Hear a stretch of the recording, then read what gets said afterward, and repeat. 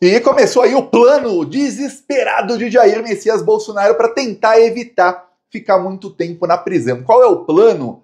Pois bem, hoje saiu uma matéria no Globo do Lauro Jardim que diz que Bolsonaro e seu advogado não vão admitir sob nenhuma hipótese, mas eles já trabalham aí com a possibilidade e com a certeza de que o Bolsonaro não vai ficar em prisão domiciliar. Ele vai ser preso, ele vai ser enjaulado depois do julgamento. Chance dele ser absolvido, zero. Nem ele nem o advogado acham que tem qualquer chance dele ser absolvido. Pois bem, só que nos próximos dias vai começar o inferno do Bolsonaro, porque o STF está marcando aí acareações entre o Tenente Coronel Cid e o Braga Neto, e também entre o Tenente Coronel Cid e o Anderson Torres, e também entre o Freire Gomes, ex-general do Exército, e o Anderson Torres. Então, vão começar agora os réus a jogar a culpa uns nos outros, e o Cid vai se ver obrigado numa situação bem difícil para ele, que é ele vai ter que apontar tudo pro Bolsonaro. E tem uma chance grande do Braga Neto usar a careação com o Cid para falar, tá vendo? Como você mesmo diz, a culpa não é minha, e sim do Bolsonaro. Então o Bolsonaro tá vendo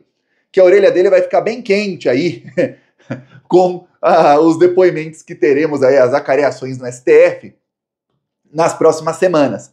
E já sabe que vai acabar preso. Pois bem, eis que o Bolsonaro estava ali numa agenda em Goiás. E aí falou, pô, vamos colocar em prática. Lembra que toda vez que ele quer ir para o hospital, ele come camarão e aí ele não mastiga bem? E aí ele vai parar no hospital? Pois bem, agora não. Agora, Bolsonaro tem outra estratégia para fazer seu vitimismo. Ele acredita que se ele fizer muito vitimismo, aí o Alexandre de Moraes pode ter alguma piedade dele no futuro e ele vá para uma prisão domiciliar. É isso que eles vão falar, e ele já está preparando uma campanha internacional com Eduardo Bolsonaro, que eu já te adianto vai dar errado, para dizer que, olha, o Bolsonaro é só um idoso, um pobre coitado, com mais de 70 anos de idade, e estão trancafiando ele numa cela. Olha a crueldade do Alexandre de Moraes. Esses aí que defendem tortura e que iam impor uma ditadura em que eles mesmos falavam, tem mensagens lá de WhatsApp, em que eles iam matar muita gente. Esse aí é o que faz vitimismo. Eis que o Bolsonaro foi a Goiás, e lá em Goiás ele visitou um frigorífico que em 2022 morreu uma pessoa lá. Por quê? Porque se chama Frigorífico Goiás, que era do Gustavo Lima. Gustavo Lima rompeu o contrato com esse frigorífico depois que uma pessoa morreu lá. Por que morreu lá? Porque no dia da eleição, esse frigorífico fez uma promoção de que quem usasse a camisa da seleção no dia da eleição do segundo turno teria ali um desconto enorme na picanha. E aí teve o quê? Empurra, empurra. As pessoas se empurraram, se pisotearam. Você vê aqui funcionários, acompanhantes e aqui bolsominions. E uma mulher foi pisoteada, ela teve ali um problema, ela já tinha um problema na perna, aí acabou dando complicação, ela veio a óbito, morreu a mulher. Depois foi provado aí e comprovado, e teve uma ação na justiça, que esse frigorífico vende carne estragada. Frigorífico que gerou tumulto por picanha do mito no dia da eleição é autuado por vender alimentos impróprios para o consumo. Foram multados aí em mais de 10 milhões de reais, tá bom?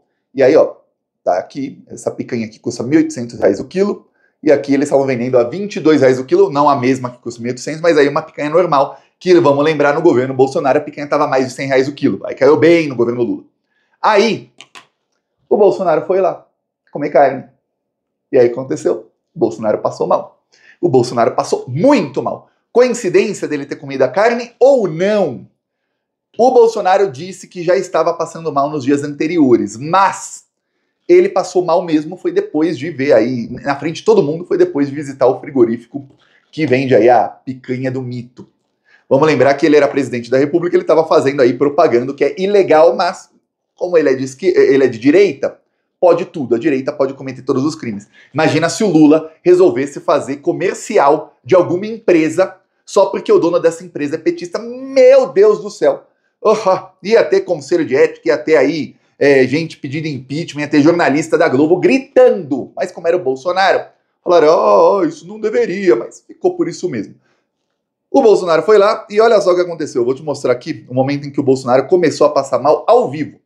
Ou a fingir que estava passando mal, aí já não sabemos. Por quê? Porque já teve 2 vezes em que justo quando o Tenente Coronel Cid foi preso, foi uma vez, E a outra vez foi também no momento em que o Alexandre de Moraes foi para cima dele, em que ele foi internado por comer camarão e ele não mastigou direito. Foram 2 vezes.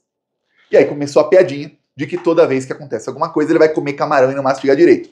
Então já tem aí um precedente de que o Bolsonaro, ele não tá nem aí para a própria saúde. Se ele precisar, vou fazer tal coisa e passar mal de verdade, é melhor do que fingir passar mal. Talvez ele ache que é um mau ator e ele prefere passar mal de verdade. Não sei. Mas sei que, olha o que aconteceu. Peço perdão colocar bandido na tela, mas olha só. Hoje eu vou falar aqui que é o sistema aqui, mas você sabe que existe um sistema. Existe uma força que não oculta, que o tempo todo interfere para que esse não seja candidato e para a vida daquele outro seja facilitada. Mas o que ficou? Não, desculpa aqui que eu estou muito mal, desculpa, tá? Vomito 10 vezes por dia, talvez dessa primeira daqui a pouco. Então, nós voltamos a admirar nossa maneira, na cantada nacional, a falar em família, a falar em Deus, a falar em inocência aqui na sala de aula. E uma coisa que a pessoa achava que ia daí, assim como o som nosso, surgia, a questão da liberdade. Você acompanha agora o trabalho do teu governo para não censurar. Ele vai dizer o que você pode e não pode. Aí tava lá, aí começou a falar abobrinha, mas você viu lá que ele começou a arrotar, a ter ali soluço, a voz dele já estava estranha, aí ele falou vomito 10 vezes por dia. O fato é que ele estava em outros eventos e mesmo ele falando aí, antes ele ir no frigorífico do Mito, da picanha do Mito, ele não estava passando mal em público. Se estava vomitando 10 vezes por dia, ninguém viu. Mas depois aí da picanha do Mito, o Bolsonaro começou a passar mal em público, na frente de todo mundo. E, no fim, ele deixou o evento. O pessoal começou a anunciar ele, mas ele já estava indo embora, meio cambaleando, como você vê.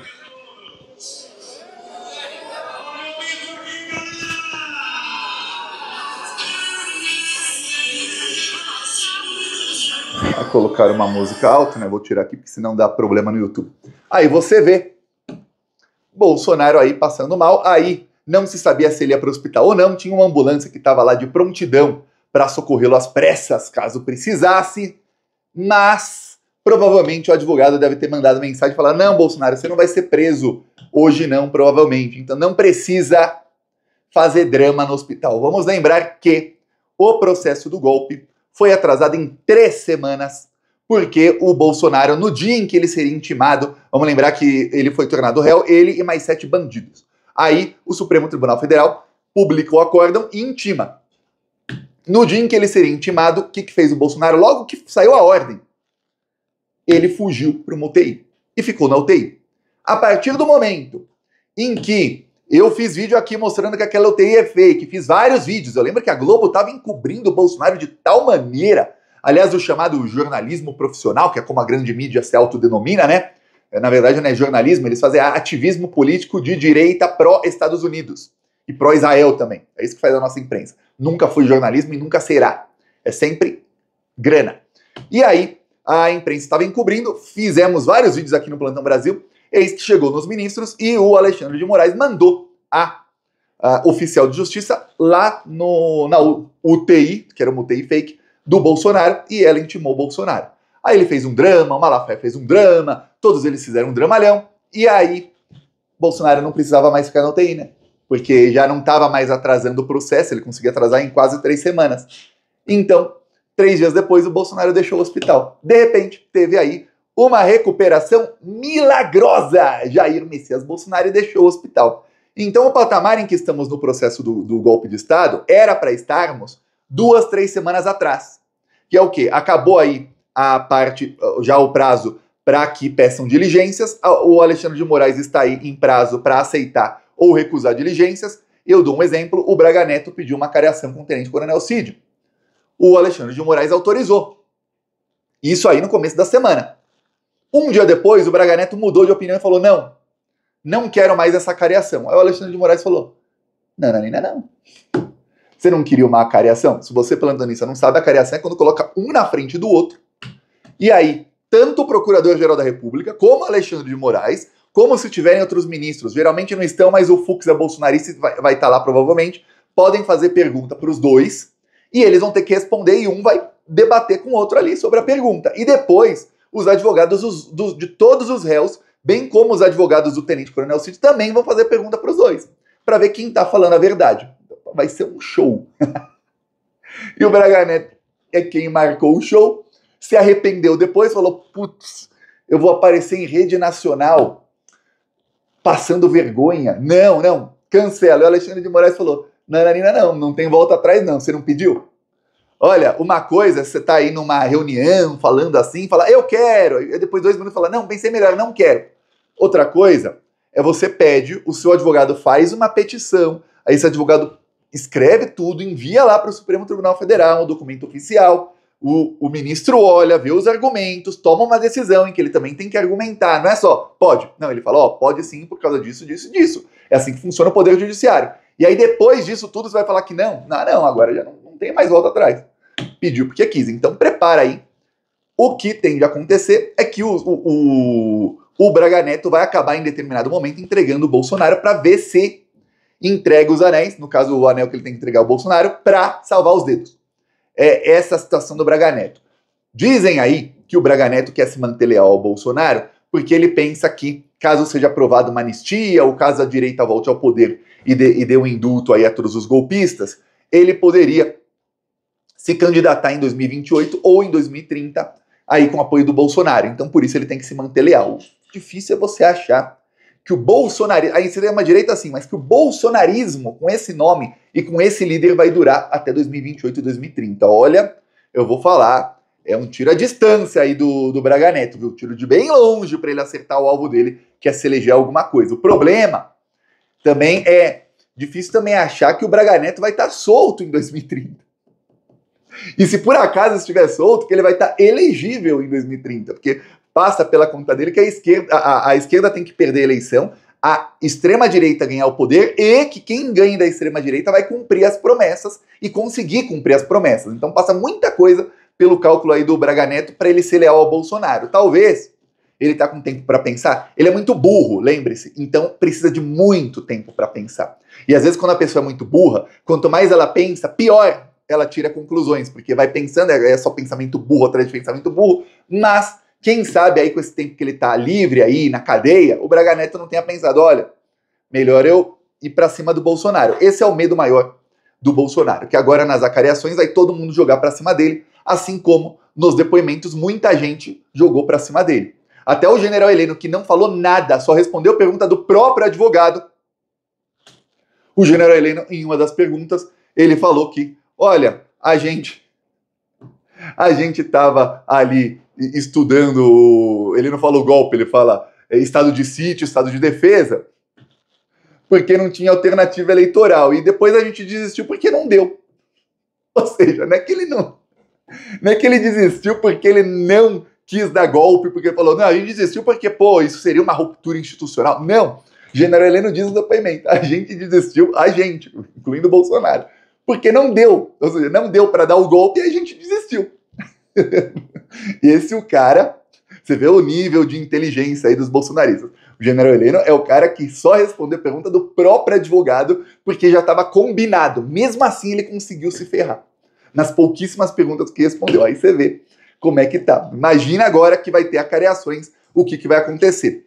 Então, acabada essa fase de acareações, já vai para as alegações finais dos advogados. Primeiro, o Procurador-Geral da República vai ter um prazo para fazer sua alegação ali, sua acusação final. Aí depois o Tenente Coronel Cid e aí depois todos eles, os réus. E aí já vai a julgamento. Então, agosto aí, no máximo setembro, e muita gente está apostando aí que vai ser antes do dia 7 de setembro, já vai ter condenação de todos esses bandidos. Por isso que está batendo desespero, porque o Bolsonaro tem que ampliar o plano dele, que é um plano midiático, e a gente tem que falar, em comunicação eles são bons, eles sabem como manipular as massas. Obviamente, depois de muito tempo da gente aqui na esquerda, você aí que assiste até o fim, e isso ajuda o vídeo a chegar a mais gente, você que curte, compartilha, comenta, quem compartilha também nas outras redes, os vídeos curtos que eu faço também, e os outros influenciadores todos também fazendo um trabalho excelente. Claro que milhões de brasileiros pararam de acreditar e começaram a ficar vacinados contra as mentiras do Bolsonaro.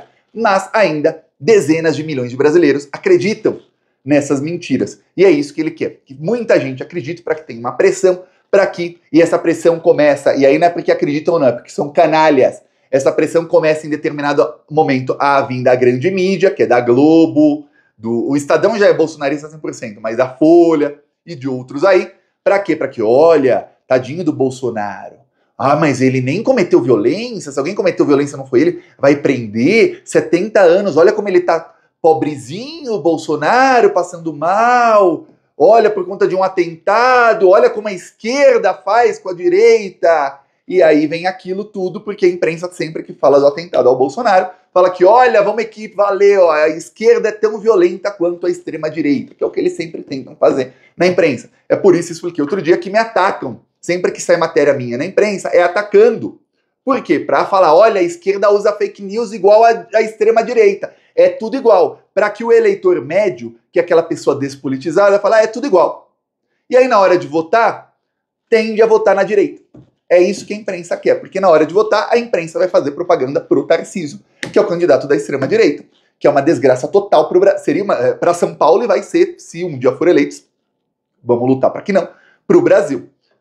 A boa notícia aqui, ó, chance aí deles conseguirem tanto o Bolsonaro como o Braga Neto, como o Tarcísio e a imprensa conseguirem seu plano, olha, a chance deles é muito pequena, muito pequena. Vão acabar todos enjaulados. Peço a sua inscrição no canal. Seguimos aqui na luta. Falou!